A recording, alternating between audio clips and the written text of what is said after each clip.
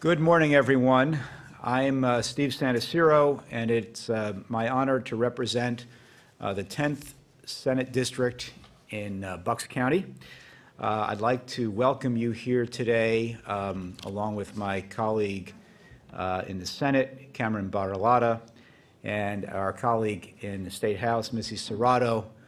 We are grateful for all of you being here today to hear about the announcement of this very important bill. We ask our first responders to do a lot. We ask them to fight our fires, to save life and property. We ask them to save us from injury and illness with timely medical attention when literally seconds count. We ask them to defend our country and fight our foes. We ask them to safeguard our communities, our roads, and our highways. But in asking them to do all this essential work to keep us safe and allow us to live our lives as we choose, we rarely pause to consider that their line of work, of doing all this work, also subjects them to experiences that all too often can be traumatic.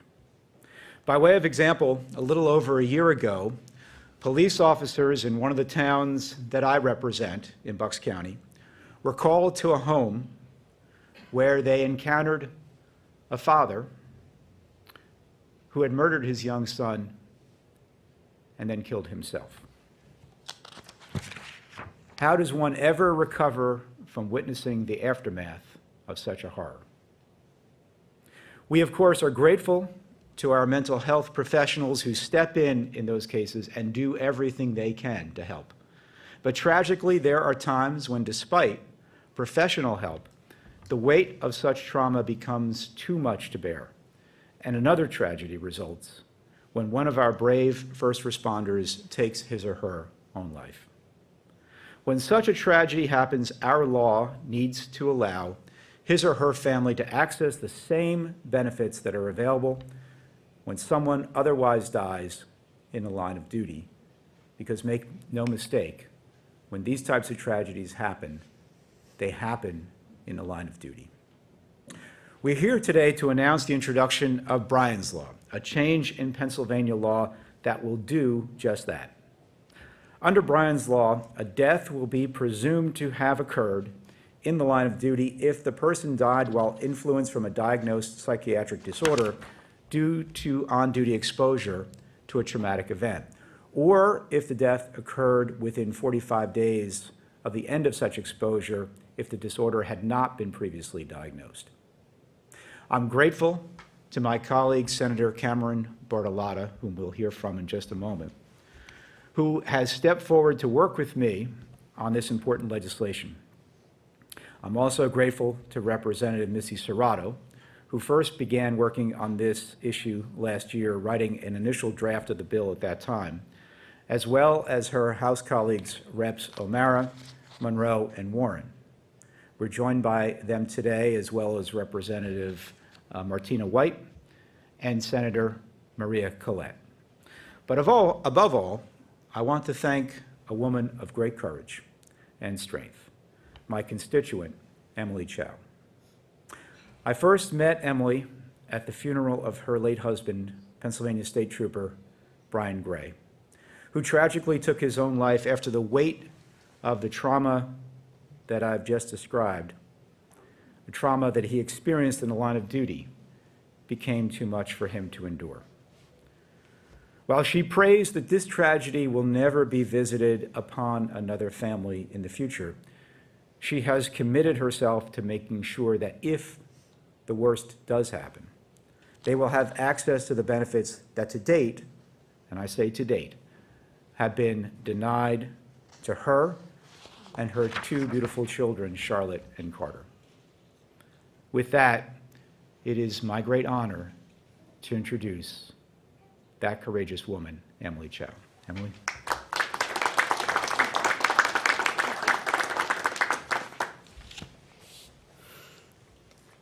Hello. Thank you for allowing me to speak with you today. And thank you to everyone on the stage who's supporting the Senate and House bills. I'm grateful for every other representative here to tell their story and to support this legislation. My name is Emily Chow Gray, the widow of PA State Trooper Brian F. Gray. I find myself speaking with a heavy heart, but a glimmer of hope because of the impact that your work can have for families like mine. On January 19th, 2024, my husband, Brian Gray, made the unimaginable decision to take his own life. The weight of his first responder experience left scars, trauma, PTSI, like he and so many other brave first responders suffer from. Brian served this country in the U.S. Army, supporting the global war on terror, most notably as a Green Beret in the elite special forces. After that service, he came home to his beloved state of Pennsylvania and served once again in the Pennsylvania State Police. He was assigned to Troop K, Philadelphia, and devoted 5 years of service. At the time of his death, he was the senior leader of his Midnight Squad. He received many accolades within and outside the department for his leadership, his calm demeanor, and his unwavering professionalism on the job. As a state trooper, Brian responded to devastating events on Philadelphia's highways. This past Friday marked 3 years from the most catastrophic and devastating event. March 21st, 2022. It was a Sunday night, normally quiet. Brian and his partner were on patrol. Then the worst call came through. Officers down. Trooper Martin Mack and Trooper Brandon Siska, along with the pedestrian they were trying to save, were struck and killed, hit by a DUI driver on I-95. Brian was now not only a grieving coworker, but he was also a first responder, working the case of their tragic death. I'll personally never forget how utterly devastated he was when he walked through the door. He collapsed into my arms. This event, along with a culmination of other traumatic events that he experienced on the job, resulted in him suffering from PTSI symptoms. He witnessed drownings, suicides, graphic fatal accidents with body parts littering the highway, numerous other life-threatening events involving reckless drivers. A state trooper car was lit on fire in front of our apartment. His coworkers were hit by cars, and someone high on PCP attacked him, requiring hospitalization. These are only a select few of the examples of the traumatic events that happened on the job. Mental health is not currently compulsory. This allows stigma to exist. Brian felt that stigma and never wanted to, in his mind, disgrace the badge or appear weak, especially as the senior leader of his squad. Shortly before his untimely death, he did finally agree to seek help. But alas, only days after, celebrating his 36th birthday, I still lost my husband, proving that PTSI does not discriminate. I now had to live through the trauma of being informed of my husband's suicide death in the early hours of the morning. I instantly became a 34-year-old widow, single mother of a 1.5-year-old, and newly pregnant.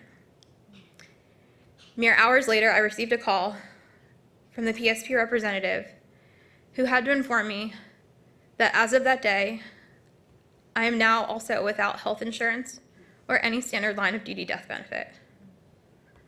The law didn't recognize PTSI work-related death as a line of duty death. And as law enforcement, they were unfortunately required to uphold that law. I stand here now to say that the law is incomplete. We know and have access to so much data to prove that PTSI-related injuries, including suicide, are in fact work-related injuries, and Brian's death should be classified as such. Brian spent his entire adult life in service of his country and the Commonwealth so that we could all be safe and free. But freedom and safety are not free. Brian paid with his life. I lost my husband, and my children lost their dad. Our first responders are never truly off duty. Their hearts are always heavy with the weight of what they see and experience on the job. And behind every uniform is a family who shares that invisible weight of their service.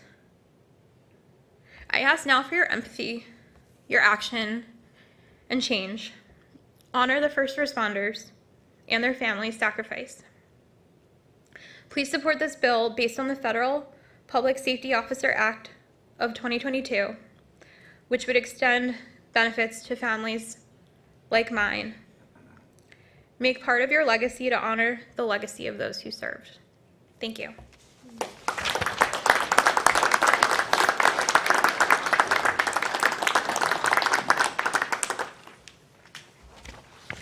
Thank you, Emily. It is now my great honor to present my friend and colleague in the State Senate, Senator Cameron Bartolotta. Cameron.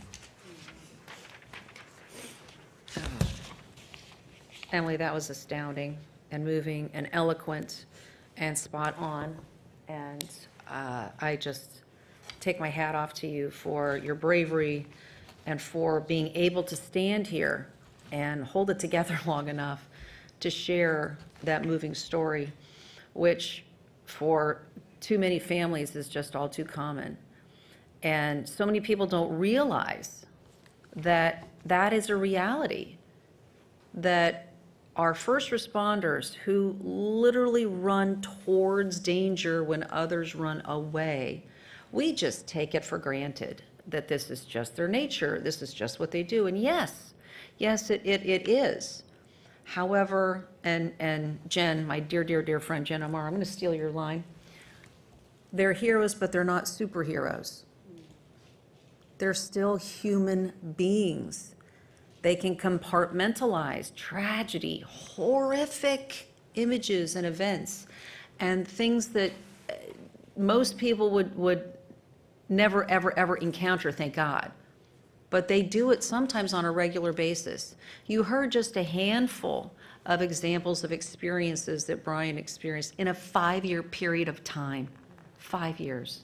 Imagine some of our first responders, God bless them all, for many having careers 10, 15, 20 years in service, and the culmination of all of the things that they've had to experience. It's just incredible to me that we aren't here to take care of them when they've spent a career taking care of all of us. You heard the history, you heard from the widow of Brian Gray what transpired and what initiated the need for this and the reason why this bill is named in his memory. But again, it happens all too often. And just recently, just this past year, together with my dear friend and colleague, Jen Amora, we were blessed with the signing of a law, and that was to make sure that our first responders who do suffer PTSI, and it's post-traumatic stress injury, it's not a disorder, it's an injury. That's why we call it that. Our bill signed into law makes it possible so that our first responders who suffer with this get workman's compensation to treat it. And unfortunately, the stigma is all too great. We all have to work together to make sure we eliminate that stigma. There's more of a stigma with people who need mental health care, even for a short period of time, than those that are suffering from substance abuse disorder. My goodness, we have to be here to help these people through this and pray and hope that they don't become victims of suicide. But when they do, just as Emily said, it is a work-related injury. It's a culmination of being a hero for years and years and years and going through unimaginable things. We hope and pray that they don't succumb to taking their own life. But if that is the consequence, we better be here to protect their families. We better be here to catch them before they fall. We better be here to provide the care that they deserve. Because every single day that their loved one got up and put on that uniform, they didn't know if they were coming home to them. They went through just as much as our heroes did. But if that tragic end comes because of a suicide, because we haven't done our job to protect and wrap our arms around these people, we should be the ones to make sure their families are whole. We owe it to them. That's the absolute least that we could possibly do. So I am thrilled to be here, standing here with my colleague, Senator Santarsiero, with the House members. And again, I should have introduced myself. I'm Camera Bartolotta. Yeah, camera like a photo camera. Easy to find. I'm the only senator named an appliance. So, please direct your questions, your stories, your empathy, your support our way. And we certainly hope and pray that this, too, becomes law as soon as possible, because we need to catch our wonderful heroes' families and hold them in our arms as much as possible. Thank you.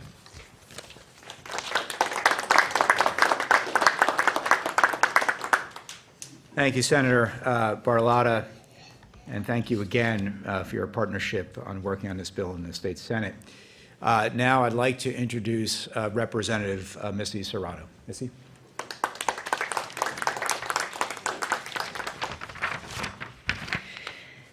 Thank you all for being here today to support this critical legislation. I want to extend my heartfelt gratitude to my colleagues, Representatives Monroe, O'Mara, White, and Warren, for their unwavering commitment to championing HB 237 alongside me.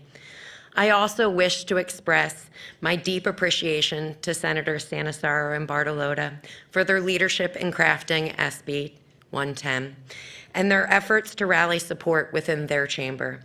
Together, we are working to ensure that this much-needed legislation receives the attention and the backing that it deserves. Our first responders are the backbone of our community, selflessly placing themselves in harm's way to safeguard the lives of the people of this Commonwealth.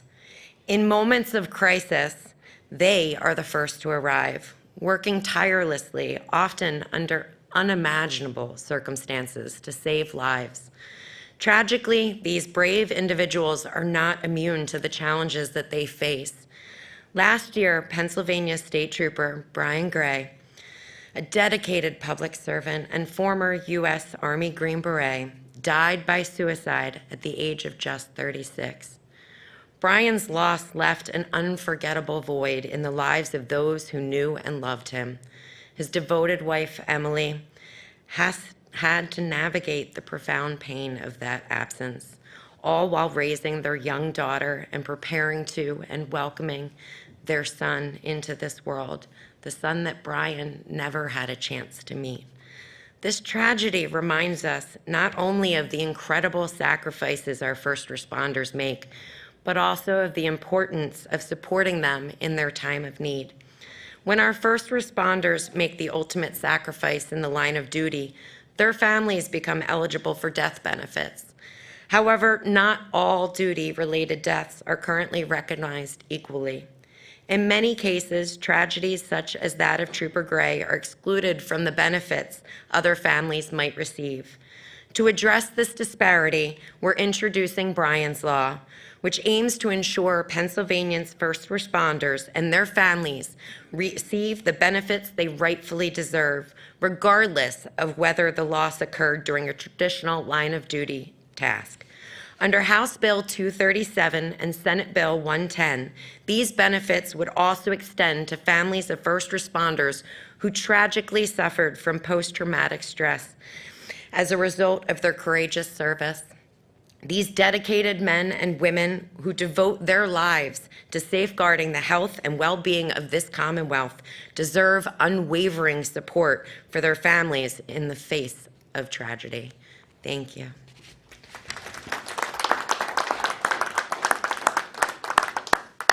Thank you, Missy. It's now my pleasure to introduce Representative Jen O'Mara. Jen?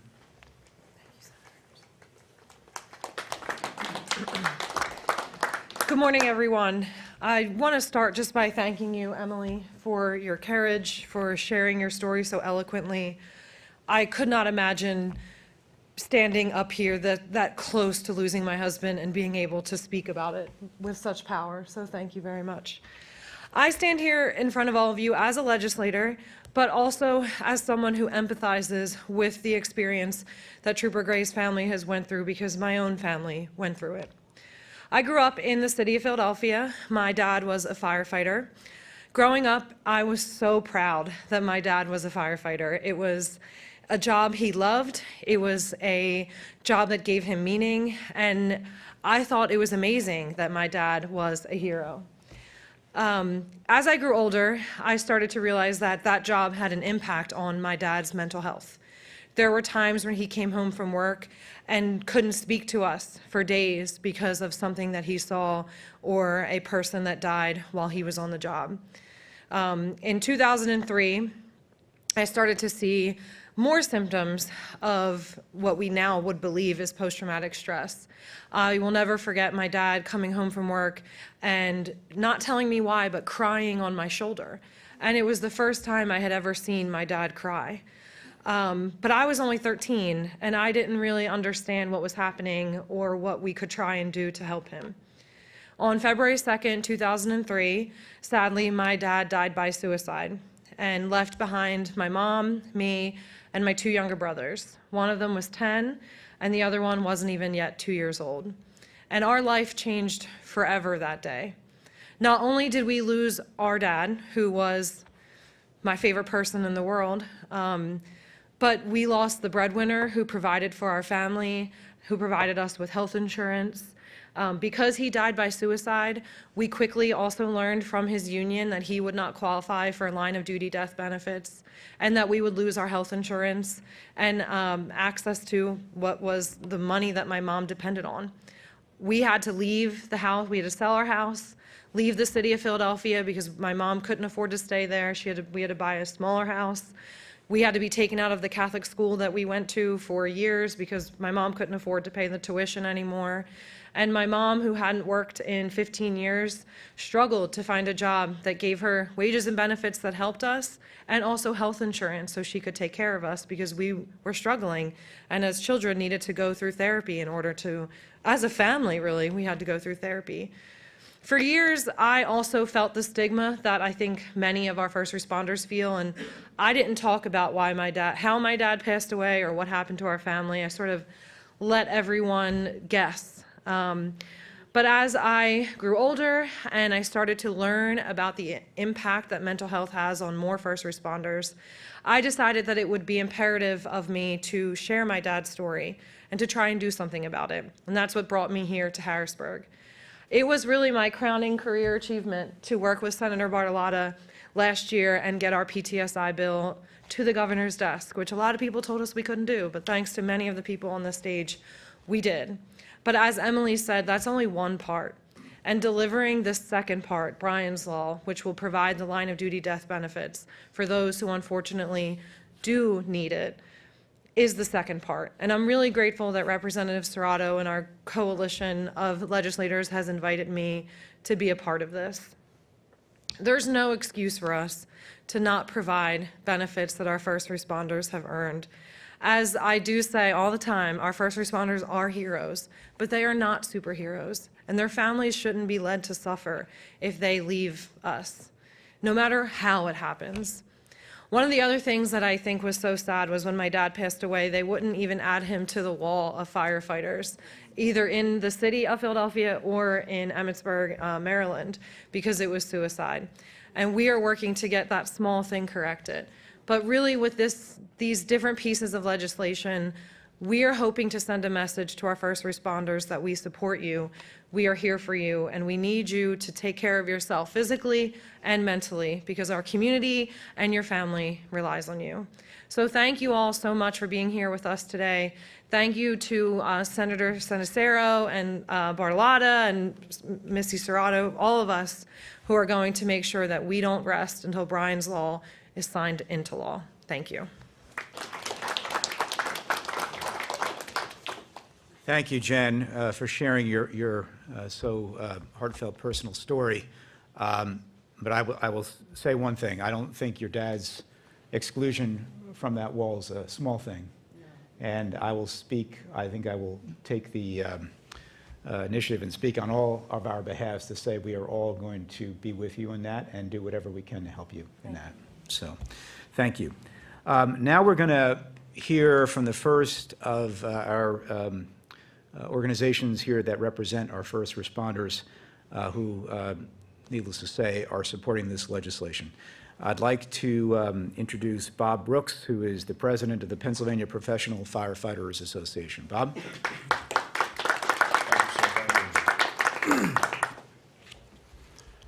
Thank you very much. Good morning, everyone.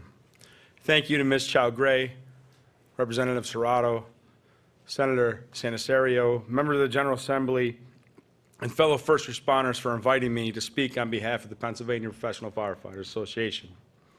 On behalf of our 7,000 members of the fire service and their families across the Commonwealth, we stand together today in strong support of Brian's Law.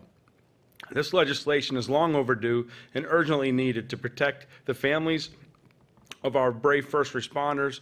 We know firsthand the sacrifices these women and men make every day. Firefighters, police officers, EMTs, and all first responders witness trauma on a daily basis. Scenes of destruction, tragic losses, and moments that leave lasting scars. In my role, past 20 years of service, I can recount too many colleagues lost to the pain and suffering of sustained mental health trauma. For far too long, the mental health toll of this work has been ignored and dismissed. Brian's Law seeks to change that. This legislation recognizes that post-traumatic stress and mental health injuries are just as real as physical injuries. It ensures that if a first responder tragically loses their life due to the unseen wounds of the job, their families will receive the benefits they deserve. We know that progress is possible because we have already made great strides in advocating for first responders' mental health, as Rep. Jen O'Mara and Senator Camera Bartolotta had noted last session. The Pennsylvania General Assembly took a historic step by passing bipartisan legislation to ensure that post-traumatic stress injuries, PTSI as noted, are covered under workers' compensation benefits for our first responders. That victory was a result of years of advocacy, of making our voices heard, and of demanding that mental health is treated with the same urgency as any other on-the-job injury. I received many calls from members and their families thanking us for opening a door to treatment before it's too late. But our work is not done. That legislative success was a step in the right direction, an acknowledgement that first responders deserve access to care without barriers. Now, Brian's Law, we must continue this fight by ensuring that when the worst happens, the families of those we have lost are not left to fend for themselves. This law will provide critical support to surviving families, recognizing the devastating impact of untreated mental health injuries in our profession. To our legislators, the time for action is now. The bipartisan success of the workers' compensation expansion for PTSI shows that we can come together, we can make real change. Let's continue that momentum and pass Brian's Law without delay. To the families of fallen first responders, we stand with you. We honored your loved ones, not just in words, but in action. And to every firefighter, EMT, and police officer who is struggling, please know that you are not alone. Help is here. Your life matters, your service matters, and we will never stop fighting for you. Thank you.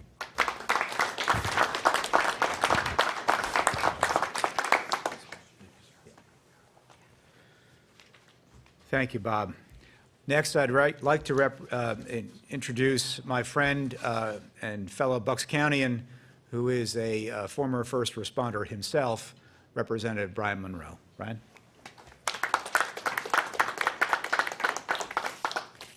Good morning.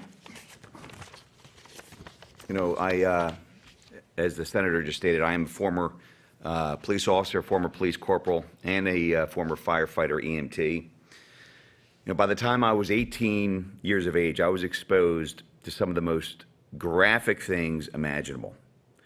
These were things that there are things that when you're exposed to them, they cut deeply into your soul and into your memory. These horrible experiences do not fade away. It's not like a cut on your arm that scabs over and heals. These are emotional memories that stay with you for a lifetime. I remember everything about the first major call that I ever responded to. It was an 18-year-old who had committed suicide in his backyard. I remember his name. I remember what he was wearing, what was in his pockets, his family's anguish, everything. And that was 34 years ago. As a police officer, I also witnessed horrible tragedies. Like when I had a 2-year-old daughter at home and I responded to an incident where a 2-year-old boy was run over by a car. And this kind of got me, Emily, when you mentioned your husband calling you and you heard that voice. My wife knew immediately that I was deeply, deeply upset. I love the phrase that was just used up here that first responders are heroes, but they're not superheroes. We forget so often that sometimes you just have to stop as a police officer or a first responder and you call your spouse. And I'm sure you were a strength to Brian as my wife was a strength to me. First responders deal with tragic incidents like this every day, every hour. It had finally hit home in my department when one of our officers who had 2 little boys that were ages 2 and 4, he finished his shift, he went down to his personal vehicle, and he committed suicide with his duty weapon.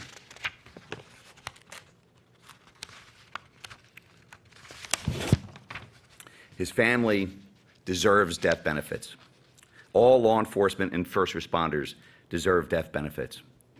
Whether they die on duty from a physical threat or die off duty from an emotional, mental health threat. The cause is the same. The horrors and the nature of the job that they perform in their efforts to keep our community safe. So, of course, I ask for support of Brian's Law, House Bill 237, and I hope for its quick passage and that we right the wrong that had been hurting first responders' families for years. Thank you very much.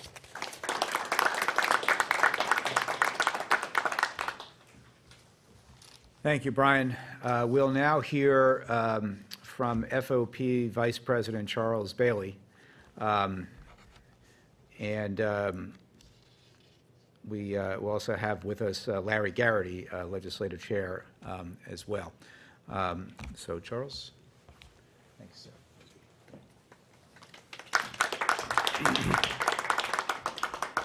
Good morning. Today I stand before you in support of a crucial piece of legislation that honors the sacrifice and dedication of our first responders, our true heroes. These men and women risk their lives every single day to protect our communities, and when tragedy strikes, they are the first on scene to save others. However, sometimes tragedy strikes them too. And when that happens, we must ensure that their families receive the support they deserve. You heard the story. State Trooper Brian Gray, a former U.S. Army Green Beret, tragically took his own life at the age of 36. He had been deeply impacted by the trauma of his work as a first responder. He left behind a wife, a young daughter, a newborn, and countless loved ones. His death is a heart-wrenching reminder of the unseen scars that our heroes carry with them every day. Under current law, not all deaths of first responders are treated equally, as was said. While those who are killed in the line of duty receive death benefits, deaths like Trooper Gray's, due to the mental and emotional toll of their service, often do not. This is a grave injustice, and this is why this bill is so vital.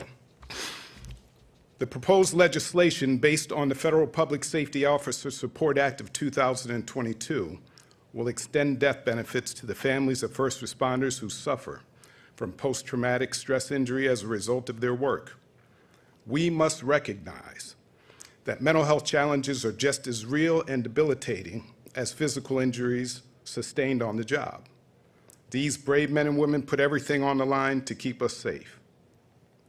By passing this bill, we will finally provide our first responders with the recognition and benefits they truly deserve.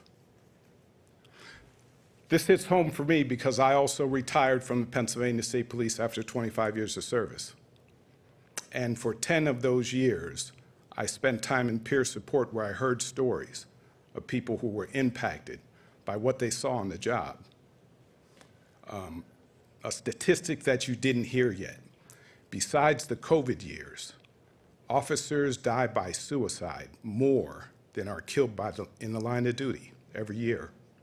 On average, our officers see 188 critical incidents throughout their career, whereas the average person sees 2 or 3. The Pennsylvania State FOP asks for your support in co-sponsoring this important and long overdue legislation. Let's honor the memory of Trooper Brian Gray and all our first responders by ensuring their families are taken care of when they need it most. Thank you.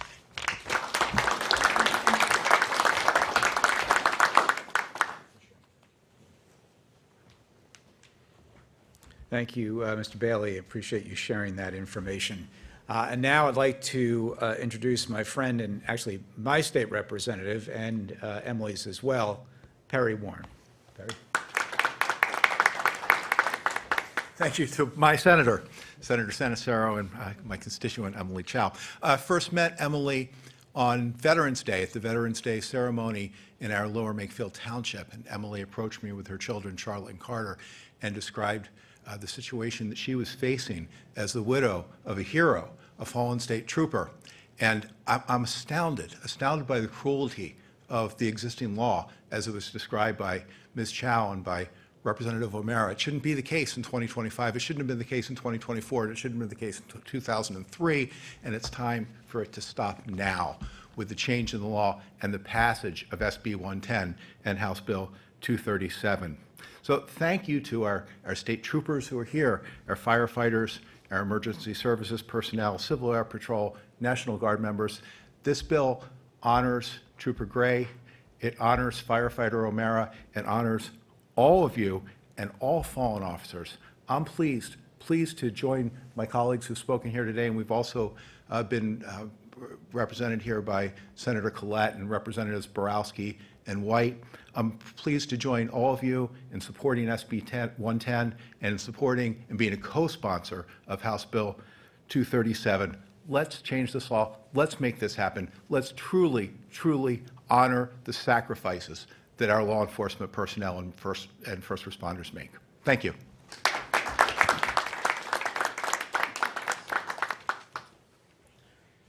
Well said, Representative Warren. Thank you. Now I'd like to introduce Gary Waters, the president of the Ambulance Association of Pennsylvania. Gary. Good morning. I'm Gary Waters. I'm the president of the Ambulance Association. The Ambulance Association represents EMS services across the state that handle more than 80% of the calls that come into 911 systems. We're here to support this much-needed legislation. Day in and day out, there is micro-trauma that EMS providers endure on every call. In my day-to-day career, I'm the executive director of the ambulance service in Altoona that covers about 480 square miles. I've been a paramedic for 30 years. And during that time, I've been blessed to deliver babies. I've been blessed to save some people's lives. But I've also encountered and sat with people who I've held their hand as they took their last breath. I've also had a burning baby that was handed to me and melted into my jacket as we were carrying them out of the house. And I've also had to respond to a coworker who was a friend who decided to end his own life. And we had to clean up his residence and grieve with his family. This legislation is horribly, horribly important. And why do I say that? Because EMS providers and first responders in general, they live with this mantra of, we can do it all ourselves. We don't ask for help.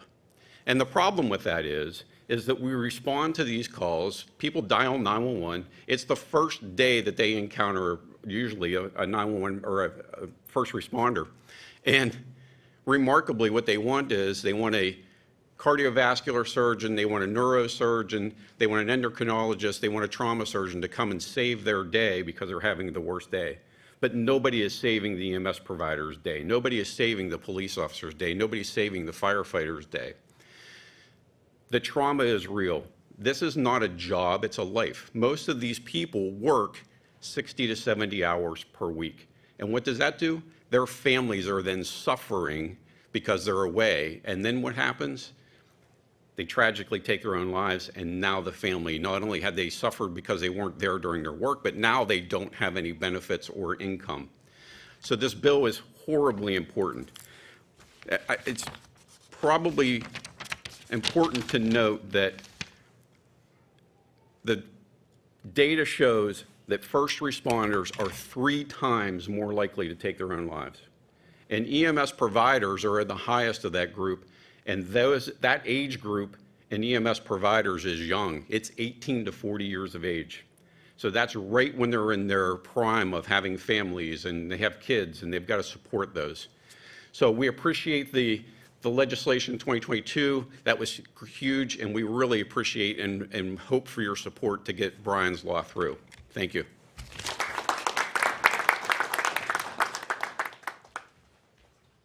Thank you, Mr. Waters. And closing out, our speakers today will be Representative Martina White. Martina?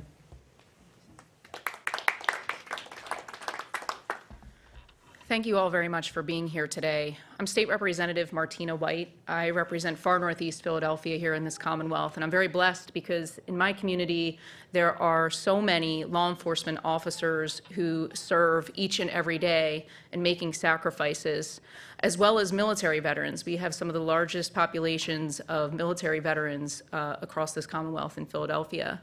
And as you've heard today statistics on suicide amongst law enforcement officers. You've heard the story of Brian Gray and his sacrifice for not only our country as a Green Beret, but you've also heard about his story as a state trooper and the horrific experiences that he had to go through on duty and that have led to the PTSI. I personally know the Gray family and Emily and Brian, and I will say that this is a tremendous loss, not only for me personally, but also for this Commonwealth.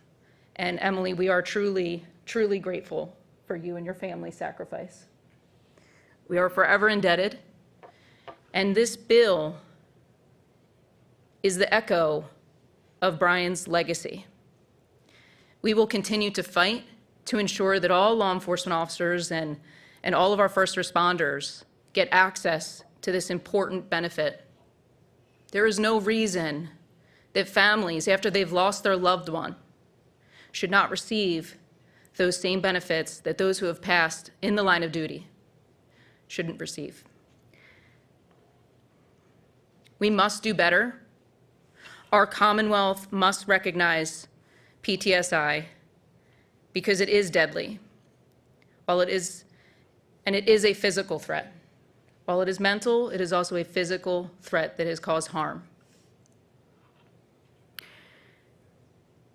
You know, I will say this about our military veterans. I have a veteran specialist in my office who helped to get through some of the arduous paperwork that these families have to go through in order to even get the benefits that they are entitled to. The reason that I do that is because so many of our military and law enforcement officers, they always are self-sacrificing. They're always giving it their all, not only in the field, but trying to make sure that their families have what they need. And isn't that our obligation as elected officials to ensure that the same thing is done for them when they have made these sacrifices for us to keep us safe? So it is time for action. Brian's Law must pass. We must get this across the finish line, and I really genuinely appreciate all of the elected officials that are here behind me today to help make this possible. Thank you so much for all of your support. It means the world to us. Thank you.